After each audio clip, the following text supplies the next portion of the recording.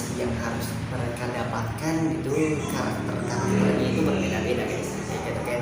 Ada yang namanya mungkin secara tulisan, ada yang secara visual, secara yang namanya lisan, dan juga dari nonverbal ataupun dari gerak tubuh, gitu kan. Jadi makanya di sini kita penting juga harus mengetahui tentang hal ini guys, untuk supaya yang kita ajarkan terhadap orang yang kita ajarkan ataupun cara pandang mereka itu terhadap kita yang mengajarkan itu kita harus lebih paham dulu, gitu kan. Orang ini harus seperti apa yang diajarkannya, gitu kan. Untuk dari situ kita harus paham betul karakteristik yang diajarkannya, gitu kan. Nah, tipe orang yang mungkin beberapa orang yang saya ketahui, gitu kan, yaitu yang pertama yaitu dengan komunikasi verbal, gitu kan. Dengan cara komunikasi seperti ini, gitu kan, dengan cara saya yang ngomong mereka mendengarkan dan mereka mengerti, gitu kan. Tapi nggak semua orang itu seperti itu semua, gitu kan. Emang bisa, gitu kan, emang bisa mungkin, tapi harus beberapa kali baru mereka mengerti, gitu kan. Karena karakteristik orang itu berbeda-beda guys, gitu kan. Ada yang mungkin harus tertulis itu kan baru mereka mengerti, gitu kan. Nah, makanya di sini saya akan ajarkan yang pertama yaitu komunikasi yang namanya verbal ataupun komunikasi langsung searah, seperti saya komunikasi dengan teman-teman, gitu kan. Dan apabila teman-teman mengerti, itu berarti teman-teman adalah karakteristiknya adalah menerima dengan informasi dengan cara verbal, dengan cara komunikasi searah seperti ini. Nah, yang kedua yaitu tipe orang yang mungkin secara nonverbal dengan gerak-gerik tubuhnya, gitu kan. Contohnya kalau misalkan kita pengen tahu, gitu kan, istilahnya ya komunikasi verbal itu seperti apa, ya istilahnya kita mau ngobrol, gitu kan, atau ngobrol dengan teman-teman, ya kan. Teman-teman nggak langsung menerima informasinya itu dengan catatan kalian mengerti dengan apa yang saya omongkan, tetapi kalian bisa mengerti dengan gerak tubuhnya yang saya ucapkan ataupun gerak-gerak tubuh yang saya bantu dengan teman-teman, gitu kan. Ya kalau misalnya teman-teman pernah lihat, gitu kan, istilahnya ada kan beberapa orang yang misalnya kadang-kadang kita pengen tahu, gitu kan, cara ciri-ciri orang yang nonverbal itu kayak gimana sih, gitu kan. Ya kadang-kadang gini, gitu kan, kalian pernah lihat, gitu kan, orang yang lagi belajar, gitu kan, mungkin lagi di sekolahan dan sebagainya, gitu kan, yang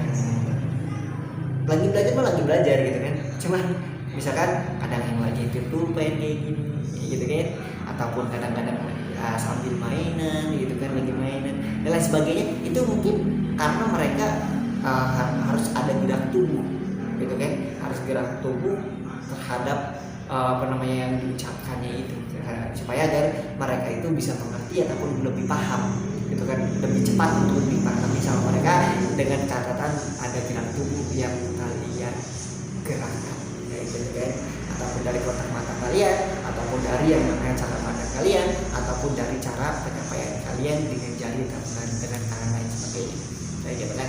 Nah, yang ketiga yaitu dengan cara yang namanya tulisan.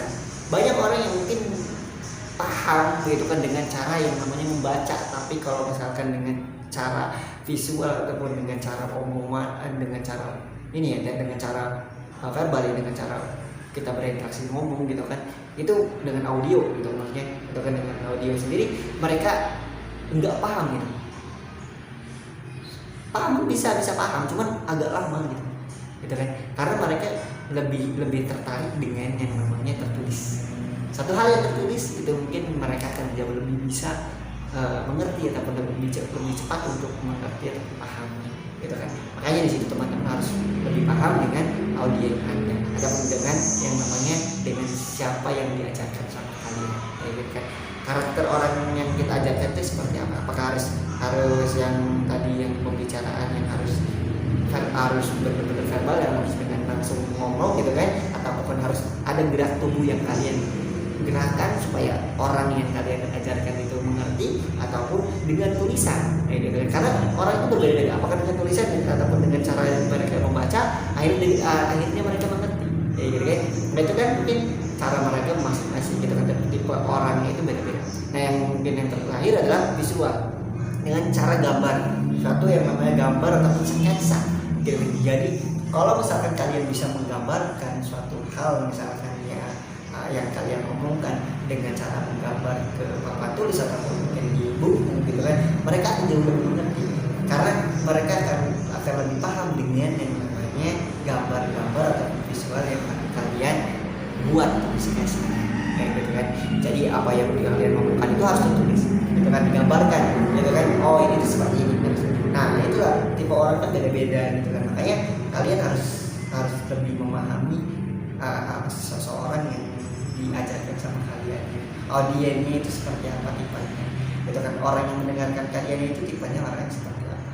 Jangan sampai dibalik ataupun kebalik, itu nanti bingung sendiri gitu kan, kok apa ya ini lama banget gitu kan mereka menyerap informasi dari saya, berita dari saya, ataupun mungkin pengajaran dari saya itu, pembelajaran dari saya itu susah menyerapnya.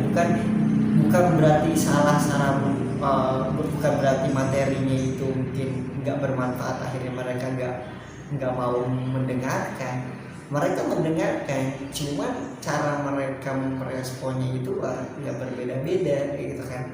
Makanya kalian harus tahu dulu tipe orangnya itu yang kalian bicarakan itu seperti apa tipenya gitu kan. Akhirnya kalau misalkan kalian udah paham tentang audiens kalian gitu kan, tentang orang yang di hadapan kalian itu harus diberi materi harus seperti apa kayak gitu kan, nanti kalian nggak kewalahan untuk cara materinya gitu kan.